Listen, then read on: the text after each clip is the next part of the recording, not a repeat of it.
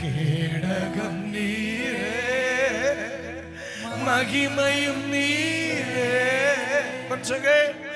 கேடகம் நீரே, மகிமையும் நீரே. இந்த வார்த்தையை கவனிங்க.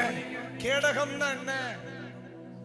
எந்த பிரச்சனையானாலும் அவர் சந்திச்ச பிறகுதான் என்ன சந்திக்கும். நான் சொல்றது புரியுதா இல்லையா? நீங்க தான் கேடகம்னா எந்த பிரச்சனை வந்தாலும் முதல்ல ஃபேஸ் பண்ண போகிறது நீங்க தான். நீங்க சந்திச்ச பிறகுதான் நான் சந்திப்பேன். அப்படின்னா எனக்கு அல்ல பாதிப்பு, கர்த்தர் பார்த்து கொள்ளுவார். அந்த விசுவாசம் இருக்குமானால் இப்ப கைகளை தட்டி ஆண்டவருக்கு நன்றி சொல்.